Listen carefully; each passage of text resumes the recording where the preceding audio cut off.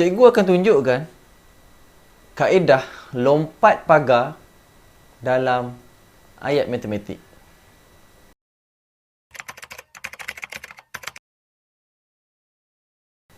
Hai, Assalamualaikum warahmatullahi wabarakatuh. Okey, video kali ni cikgu nak terangkan berkenaan dengan kaedah lompat pagar dalam ayat matematik. Okey, cara ni khusus untuk mencari nilai anu. Nilai anu ni adalah nilai yang tidak diketahui. Berapa dia punya nilai dengan menggunakan kaedah lompat pagar. Kaedah lompat pagar dalam matematik. Ini kaedah ni khusus untuk subtopik untuk kita mencari anu. Anu tu apa? Anu tu adalah satu jumlah yang tidak diketahui. Okey.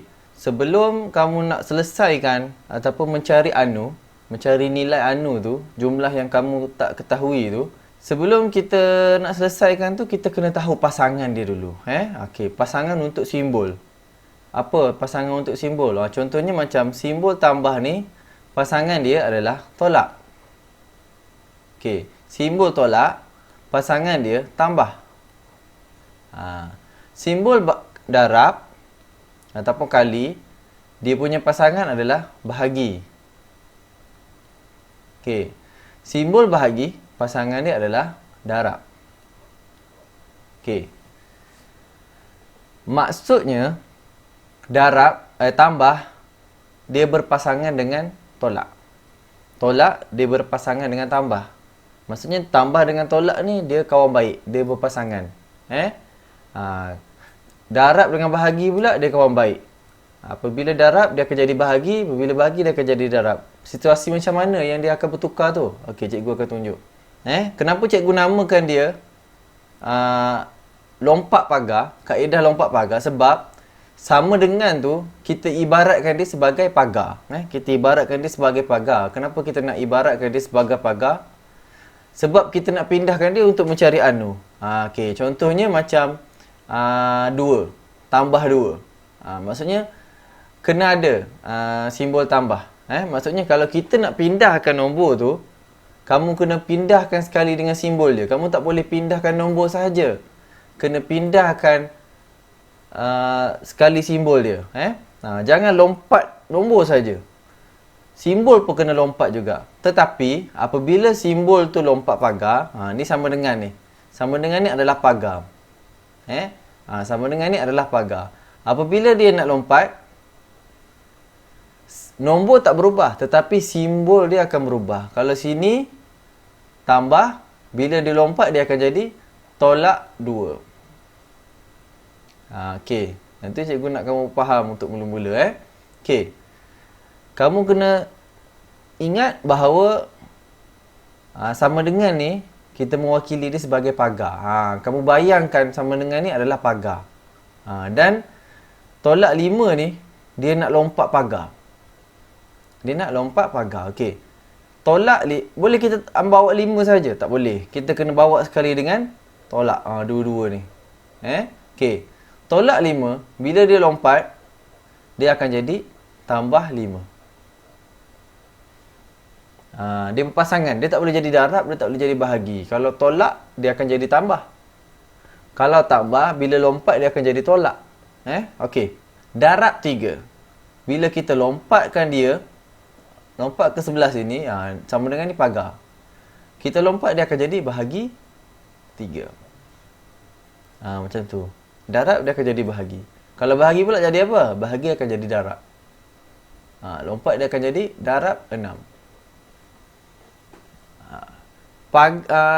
Sama dengan tu, simbol sama dengan tu adalah pagar. Okey.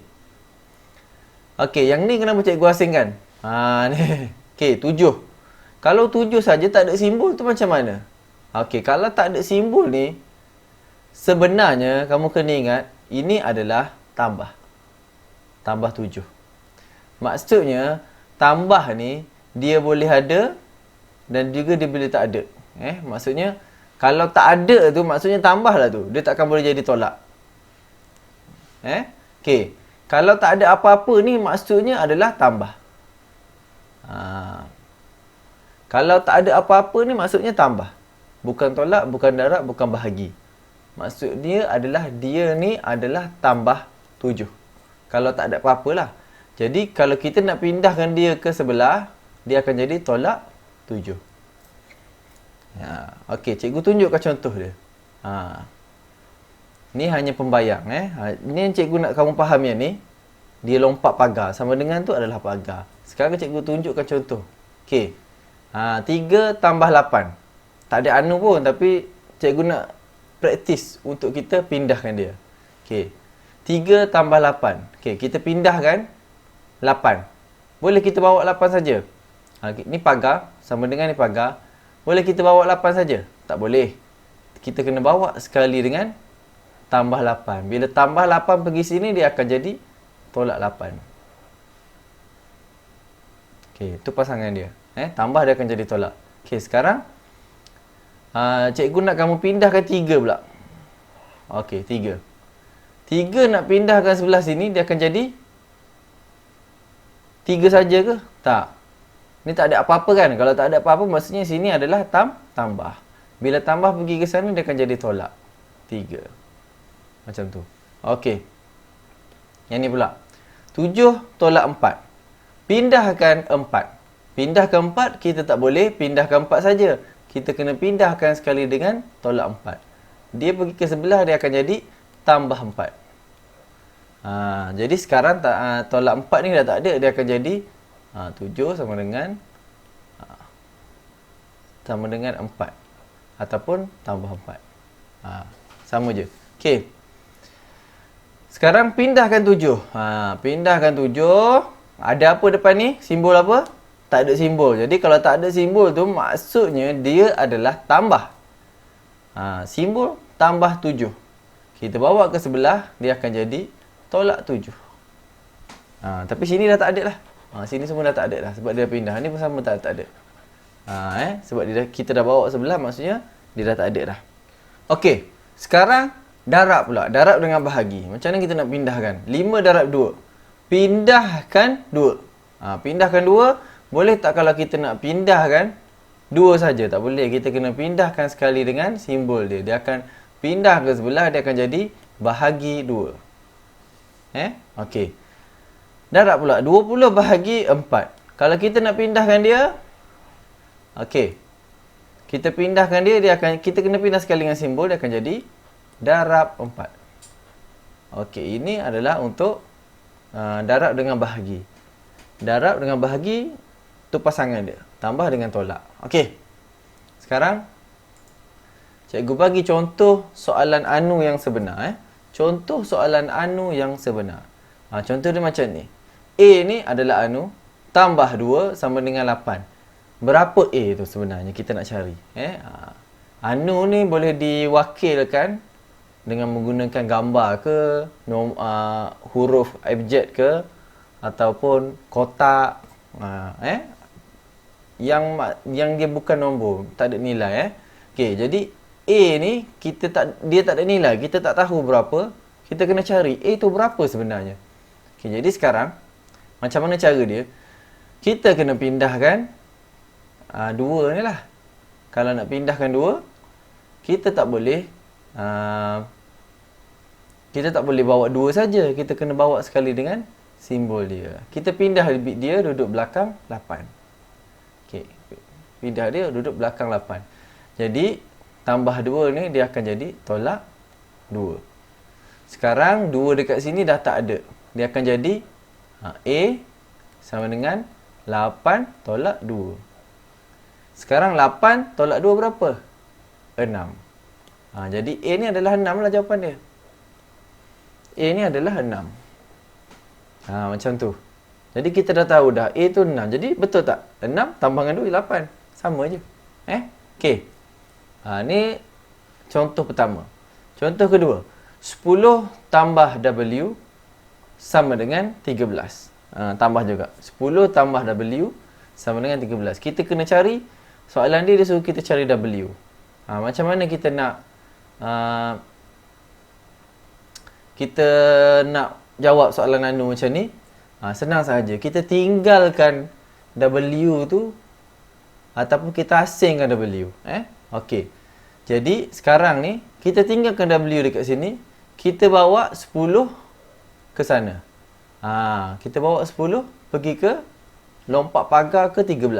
Okey, jadi 10 ni tak ada simbol kan? Kalau tak ada simbol ni maksudnya dia adalah tambah. Jadi tambah pergi ke sana, lompat pagar, dia akan jadi tolak 10. Sekarang 10 yang ni kita dah pindah ke sana, jadi dia tak ada dah. Dia akan jadi macam ni. W, tinggal W je sebelah ni, sama dengan 13 tolak 10. W je tinggal. Ataupun kita boleh tambah W. Sama je. Ada tambah ke tak ada tambah ke kita tahu. Itu adalah simbol tambah. Ada ke tak ada ke kita tahu dah. Tak apa. Lainlah kalau tolak. Okey. Sekarang kita selesaikanlah 13 tolak 10 sama dengan 3. Jadi W ni adalah 3. Kalau kita cuba tambah balik 10 tambah 3 sama dengan 13. Jadi dapat jawapan dia. Okey. Cikgu tunjukkan yang ni pula. Cikgu tunjukkan yang ni pula. K tolak 2 sama dengan 5. Sekarang kita nak K ni. K ni kita nak. Ni. K tu ni. Kalau nak, kita pindahkan 2. Jangan pindah 2 saja, kena pindah sekali dengan simbol dia. Pindah ke sebelah. Tolak, dia akan jadi tambah 2. Sekarang, 2 ni dah tak ada. Dia akan jadi K sama dengan 5 tambah 2. K. Sekarang, 5 tambah 2 sama dengan 7. Alright. Senang saja kan? Okey. Sekarang, contoh yang seterusnya cikgu bagi 16 tolak T. 16 tolak T. Sekarang, kita nak pindahkan T ke kita nak pindahkan 16? Seeloknya, kita pindahkan T.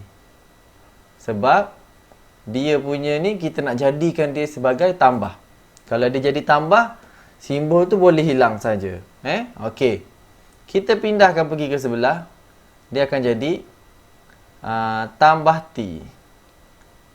Sekarang dia akan jadi macam ni. 16 sama dengan 9 tambah T. Okey, jadi 16 sama dengan 9 tambah T. Macam mana 9 nak tambah T? Jadi kita pindahkan 9 ni balik. Kita pindahkan 9 ni pergi ke sini. 9 ni tak ada apa-apa kan? Sebenarnya dia ada tambah. Bila dia pergi sini, dia akan jadi tolak. Dia akan jadi 16 tolak 9 sama dengan T. Sebab ini dah pindah jadi tak ada. 16 tolak 9 sama dengan T. Jadi, berapa? 16 tolak 9 sama dengan? Sama dengan berapa? 6, 7, 8, 9. Okey. Jadi, 7 sama dengan T. Ataupun T sama dengan 7. Okey. Sekarang, cikgu tunjukkan darab pula. D. Cikgu garis sekejap.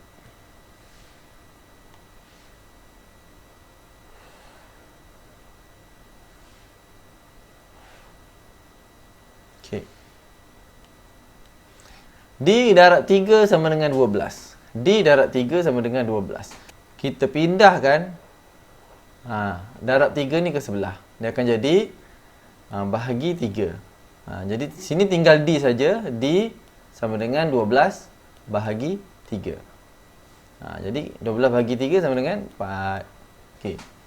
Yang ni pun sama. Kita pindahkan bahagi 7 buat pergi ke sebelah sini, dia akan jadi darab 7. K sama dengan 5 darab 7. 5 darab 7 berapa? K sama dengan 35. Okey. Ini contoh. Contoh soalan anu yang sebenarnya lah. Yang atas tadi tu hanyalah sebagai pembayang sahaja. Supaya kamu nampak bila dia pindah, dia kena bawa simbol sekali. Dan juga simbol tersebut akan berubah. Kalau tambah, dia akan berubah jadi tolak. Kalau tolak, dia akan berubah jadi tambah. Itu pasangan dia. Kalau darab, dia akan berubah jadi bahagi. Kalau bahagi, dia akan berubah jadi darab. Itu adalah pasangan dia. Kalau lompat pagar, Itulah syarat dia. Okey, itu adalah kaedah lompat pagar. Jadi sebelum nak mencari nilai anu yang sebenar, kamu kena faham konsep dia. Tambah berpasangan dengan tolak dan darab berpasangan dengan bahagi. Okey, apabila tambah dia lompat pagar, dia akan jadi tolak. Sebaliknya, apabila tolak dia lompat, dia akan jadi tambah. Begitu juga dengan darab, dia akan jadi bahagi dan bahagi akan jadi darab. Okey, jadi kamu kena ingat konsep tu. Senang untuk kamu menyelesaikan ayat matematik yang ada anu. Yang maksudnya kita tak tahu nilai dia berapa. Okey, jadi itu saja video cikgu pada kali ini. Semoga kita berjumpa lagi. Jangan lupa share dan subscribe video cikgu. Assalamualaikum.